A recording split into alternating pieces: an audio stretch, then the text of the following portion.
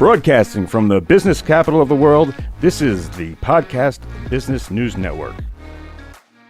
Okay, welcome back, everybody. And as you see, I'm joined by Jerrica Glaeser. Welcome back to the program. So nice to see you and have you on the program. Thank you so much for having me. Hey, Jerrica, can you remind people about your practice and what you do and where you're located? Just a little bit about you in case people never saw your show before. Absolutely. I'm Jerrica Glaeser. I'm the owner and licensed massage therapist for Trinity Therapeutic Massage. I'm located in Newport Richey, Florida, and I specialize in the relief of chronic low back and neck pain. Got it. And for people who don't know, another really interesting thing is Jerrica is very passionate about what she does because she had to learn a lot of this. You were working at a massage NV, right? And then you got hit in a car crash and used that to become a specialist in neck and lower back massage. Do I have it somewhat right? Absolutely. I suffered from chronic pain since that accident in 2013. And I just know massage helped me. So I wanted to help everyone else who has those same issues. That's awesome. So you saw how it helped you and you're like, you know what, I gotta, if I can get somebody out of pain like I was in, this is where I need to be. Absolutely. Did they try, I assume, I don't think I ever asked you, but did they try and put you on like medications and stuff to get by the pain before you found massage? Tell me about that. Yeah, absolutely. They prescribed some muscle relaxers and pain medication at first. And I feel like it definitely helped, especially with the first few days after a car accident are always the worst. But I don't like taking pills, so I only took them when the pain got too bad, which unfortunately was pretty often at first, until I learned massage, and actually after having a surgery helped a lot. So in combination with massage and the surgery, that helped you get off these muscle relaxers, which could have been a problem for the rest of your life. People sometimes don't get off these things, right? Yeah. Sometimes people get addicted to them. Luckily, I did not want anything to do with them. I did take them, but I had to fight myself to do it just to help myself. Yeah. I mean, without massage, it could have went a different way. Oh, absolutely. So it's a real important reason, and you see why she has the passion that she does. So your specialty is neck and lower back. And Yes. that doesn't mean that you won't work on shoulders or arms, because as you told me, it's all connected. Correct. Okay. Now, even though, oh, hello, dog. Yes. Um, even though you specialize in neck and lower back, will people still come to you for Swedish massage? Because I understand, I think you taught me that Swedish is kind of like a nice, relaxing overall. It doesn't specify the back and neck, right? Yes. Yeah, correct. People can definitely come to me for that. I don't usually get a lot of those clients though, because I specifically do advertise and look for those kind of clients who have the neck and back problems. But if any of my regular clients or anyone new does want that, I can absolutely provide that service. Gotcha. Now, today you're going to teach us a little bit about the difference between deep tissue and deep pressure. I'm glad you are, because I don't know what. Oh, hello, baby. That's your baby, right? Yes. Cool. Hello.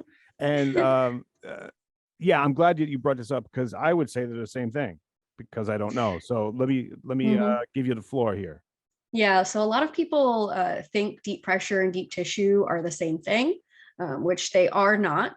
They can go hand in hand together, but they are two separate entities.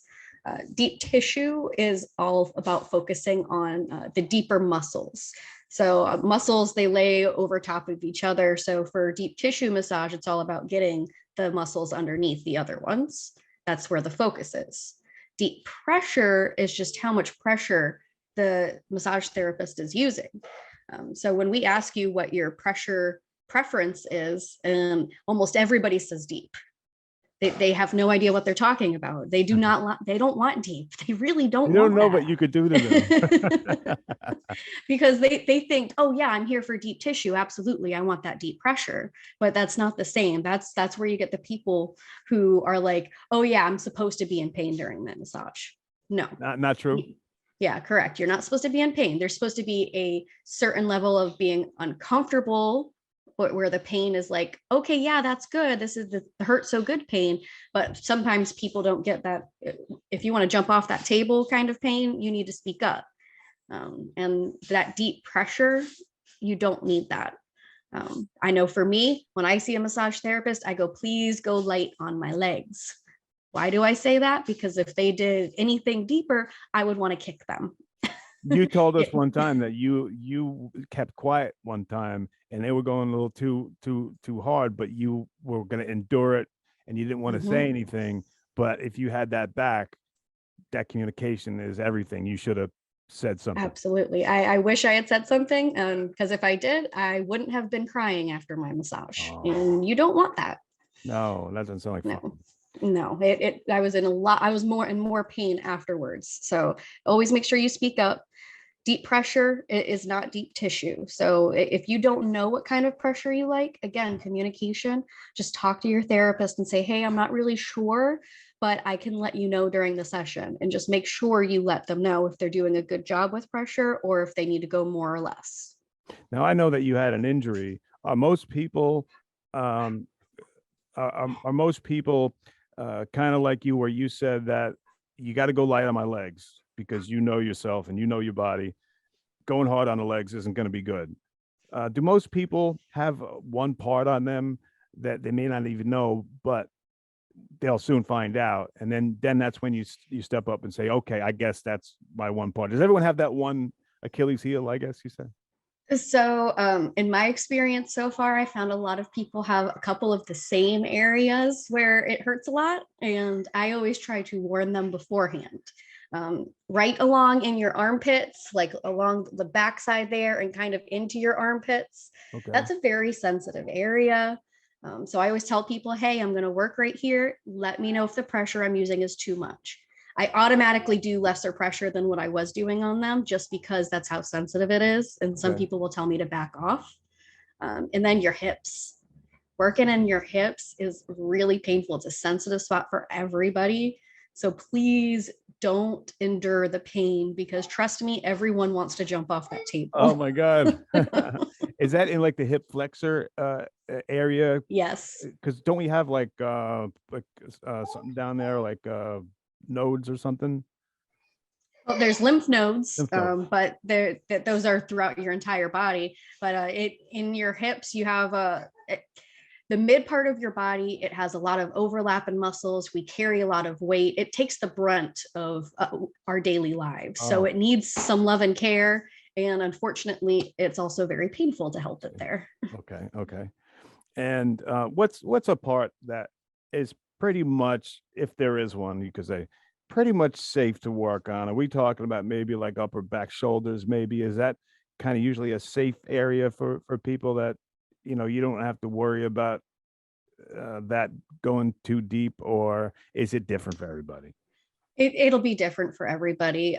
I've worked on people where I kind of did my own medium pressure on them, and it was way too much, and I had to go significantly lighter. But that was perfect for them. And I've had people where I'm digging in there as hard as I can go, and they still want more sometimes. I'm like, okay, well, I can't provide that. I'm sorry. Even with the elbows and all that. Well, there's certain times I use my elbows and certain times I don't. So you never want a massage therapist who isn't comfortable using their elbows. Because if you do an elbow and you go over the client's bone, that doesn't feel too good for them. It's very painful. So if you're not comfortable massaging with your elbow, just don't do it. Okay, I got you. Now, as far as deep tissue and deep pressure, they're not supposed to feel the same. So deep tissue, yes. So sometimes they can be used together. I tend to do that for certain areas of the body. So if I'm working on your back, let's say I'm working your upper back, and working upper back actually kind of helps your neck a lot. Okay. So if I'm working on someone for their neck, I'm working their upper back, and I will tend to do a deep pressure massage along with deep tissue techniques, because I'm trying to get all of the muscles that are even deeper than just what's on the surface level. So that way it'll help release all the tension that's in there and stop pulling on their neck. Most people can handle that deeper pressure in that area. You can be a little bit sore for the next day, but I try not to work that area for too long, because I don't want you to be hurting like soreness for more than just 2 days after your massage. It's essentially getting a workout. So if you get a workout and you're sore for a day or two, that's fine. But if it lasts longer than that, you work yourself too hard. Gotcha. I'm glad you brought that up, because I know we talk about when the toxins, when the toxins are leaving your body after the massage, it's always good to drink water. It's always good to drink water, right? Yes. But in between massages, maybe you can give us some tips on self-care, like after the massage or before the massage. Oh, absolutely. So in between massages, it's best to still continue to work on yourself. Getting massage is part of self-care and it's really good for you, but you might not be able to last to your next appointment. Maybe you only have one, you go once a month, but the last week or so, you're like, oh shoot, I really wish I had my massage sooner. What can help you have the results of your massage last longer is stretching. Just stretch every day.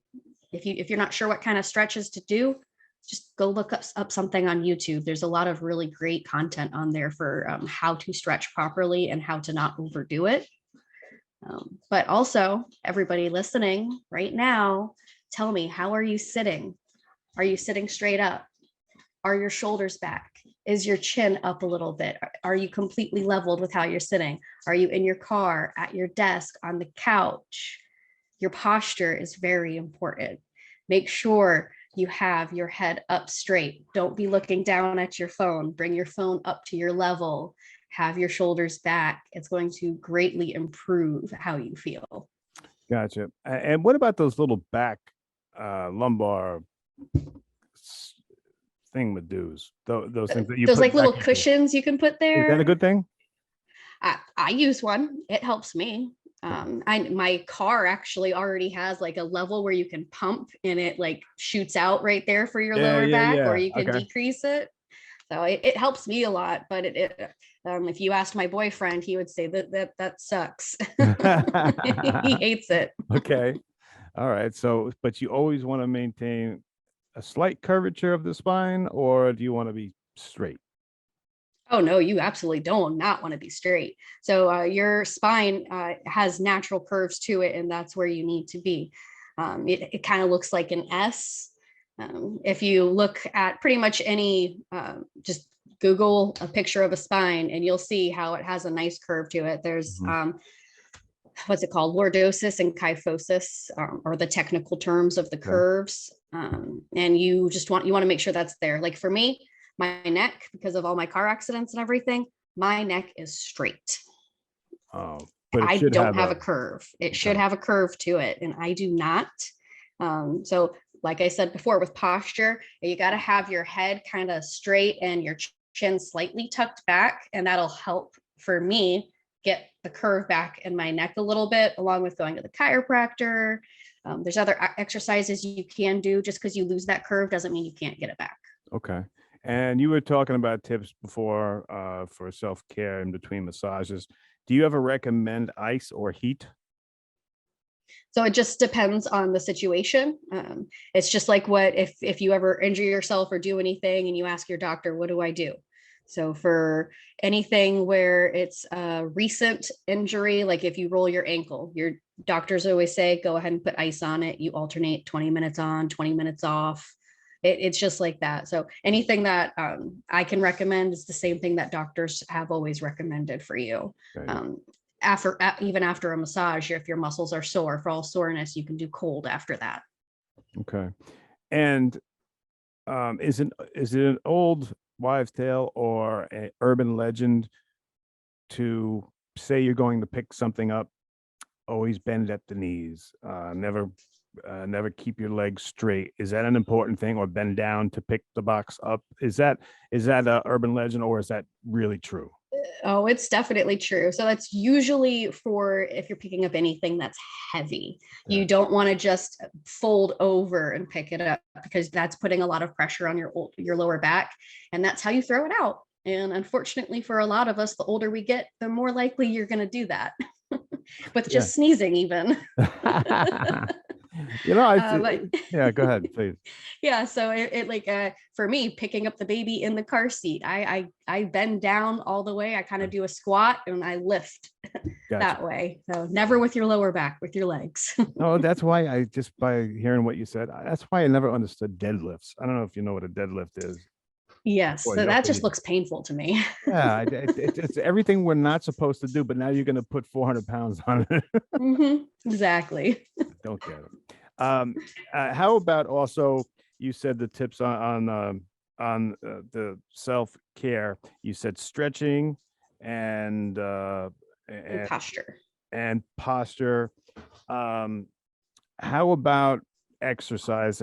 Just light exercise like walking. Can that help kind of get everything moving and get blood to everything, or sweating? Let me Absolutely. know what's some more tips in between. So exercise in general would be good. You don't have to go crazy. You don't have to go to the gym every day of the week. Just go take a walk, take a stroll. If you've got a dog, go walk your dog a few times a day. Anything that gets your heart rate a little bit up. You just don't want to be sitting for a long period of time. Gotcha. So, I mean, even just getting up and cleaning your house, hey, you're up and you're walking around and you're getting down, getting up constantly. So just being able to move around, that's good. What if you have like a sedentary job? You're at the computer for 4 or 5 hours, some even like say 6 hours. Do you suggest maybe 10 minutes each hour you get up and walk? I mean, if you have that sedentary job, how do you get around that? Super easy. So back when I did 911, we Right. did 12-hour shifts. Wow. So we're at a desk for 12 hours. Now, of course, a lot of places nowadays have the desks that raise for you so you can at least stand and work, which is really great. But what I did is I would stretch at my desk. So No, if no, I'm, you were probably doing squats when you were. I was doing squats at my desk too. So like if after I'm done with the 911 call, essentially sometimes you have to wait on the phone and just wait for the paramedics to get there and just check in with the person, make sure they're okay.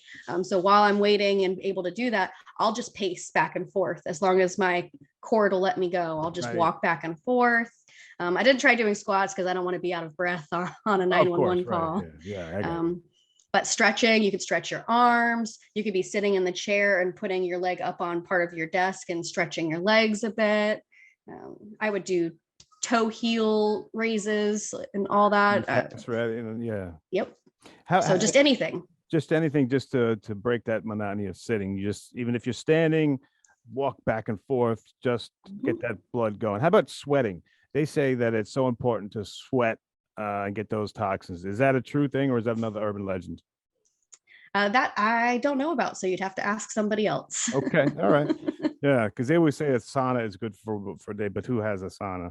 Anyway, let's see what your audience and your fans have to say. Let's go Okay. to the audience on instant feedback. Mr. Producer's gonna read them from over there. What you got, buddy?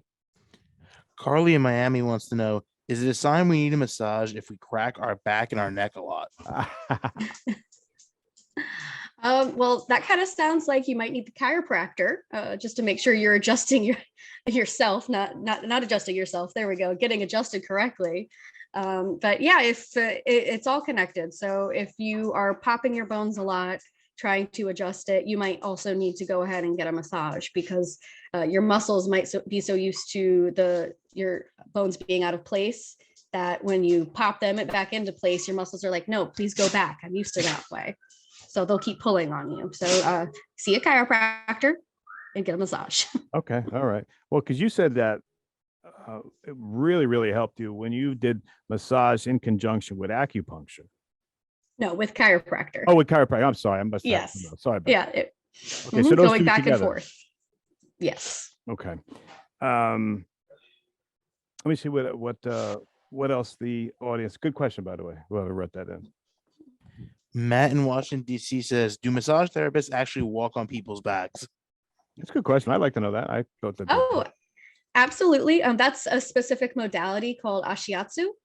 And I do not do that. I thought about going into it. There's a place up in Boston that teaches it that I'm actually thinking about doing next year to add that to my practice.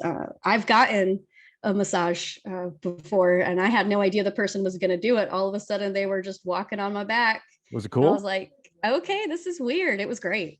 I loved it. And It was just it felt good. weird at first. Oh, absolutely. I feel like he was able to get deeper because the ball of your foot there, the ball of your foot and your heel, like they're wider, and when you have a wider surface and deeper pressure, it doesn't feel like the person's going as deep, but it is working on a deeper level. And I really liked it. And they don't necessarily walk on your back. They're holding themselves up and they're just putting one foot and adding pressure as they're moving it. I see. How much do you think this gentleman weighed? About maybe 150 pounds, 160. So he wasn't putting all of his pressure on my back, of course. I don't think I'd be able to handle that. But he was controlled in a certain spot using his technique, right? Yes. So for people who do ashiatsu, they have a special equipment, I would say. They step up on their chair to step up onto the table with you. But then there's also like these bars that go across towards the ceiling, depending on their height is how tall it is. And so that way they can hold up there and regulate how much pressure and balance themselves. I see. Okay. One thing I think I asked you before, but I want to get a expert's opinion on it once again, because I know everyone does this. I don't know if you did this when you were a kid or whatever, but if you can find somebody who can pick you up, what we used to do when our backs were tight was we would cross our arms and have someone who was strong enough to go behind us and grab over our arms, pick us up kind of and squeeze, and you hear a crack. Is that doing damage, or is that a way to kind of do some sort of weird chiropractic adjustment, not knowing what the hell they're doing, but it made the crack and sometimes it felt better?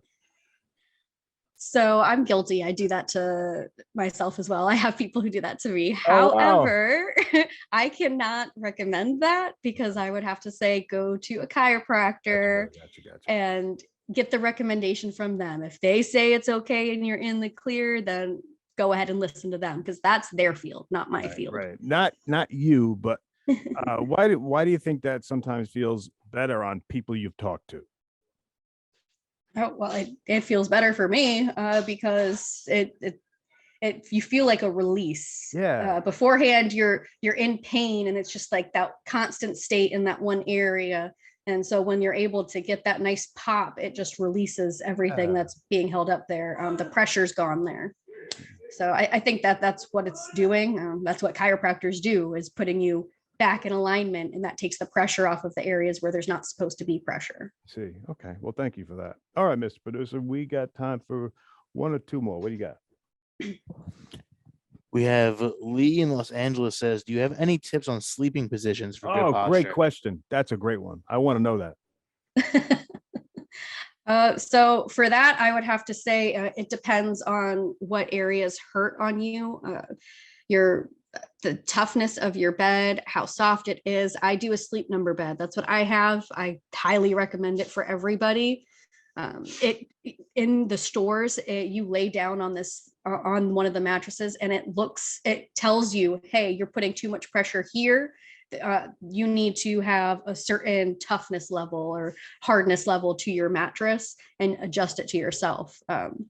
If you have a bad neck, it's all about your pillow. So I have this pillow that's kind of like an S. So that way the small part is underneath my neck and my head kind of sits in the lower part. That's what works best for me. So I can't give you a definitive answer because it depends on what are your problems with your sleeping positions. Your neck is always supported. Yes, I love this pillow. I had to go through a few different pillows before I found one that actually helped. for my neck. Is it that astronaut bed material, like it's kind of squishy and it kind of forms to you type thing? Not really, No, it's no, good but pillow. it is nice and it is soft, but it just cradles the back of my neck perfectly, and I don't have any issues. Like I have to bring my pillow with me if I go on vacation anywhere because hotel pillows just don't do it. How about on a plane? Do you have one of those things that wrap around? Are those any good? I don't. I have never used one of those actually. Oh. But on a plane, I usually get the window seat and I make sure I have a sweater and just kind of lean, and neck definitely hurts Gotcha. afterwards, but that's fine. Okay. Well, Jerrica, how about if someone has lower back pain? Should they be sleeping not on their stomach or on their back? Does any of that make a difference? So I would say sleeping on your stomach or your back is good as long as your mattress is good. Unfortunately, I love sleeping on my side, and that tends to make me wake up in the middle of the night and I have to switch sides because sleeping on one side too long hurts my lower back. Do you So put I wake up multiple pillow- times a night. Do you have a pillow in your midsection type thing by your knees? No pillow. I don't, but I probably should. I hear that putting a pillow between your knees helps you Yeah. greatly when you sleep on your side. Cool. Well, I always enjoy talking to you guys. Jerrica, let me give you the last word here. Anything you want to leave us with? Great information. Thank you so much. You have the floor, my friend. All right, everyone. I just want to say thank you so much for having me. And I really hope that if you are still worried about getting a massage, that you do reach out and get to know a massage therapist and just do your research and ask your questions to get comfortable, because I'm sure you really do need it, even if it's just once a month or every other month, just to help you get through your life. Got it. How do we get a hold of you? Yes, you can go to trinitytm.com. That's my awesome website that I built. You can also reach me at 727-300-2668. All right. Thank you so much. Thank you to everyone who wrote in for Jerrica Glaeser. Are you looking for even more of the podcasts and hosts that you love? The Podcast Business News Network is proud to announce that you now have even more ways to listen live. Check out the MyTuner Radio, online radio box, and Simple Radio apps on iOS and Android, or find us online. Search for Business News Network on mytuner-radio.com, or search Podcast Business News Network on streama.com and onlineradiobox.com/US. Take your podcast on the go and don't miss a minute of the action.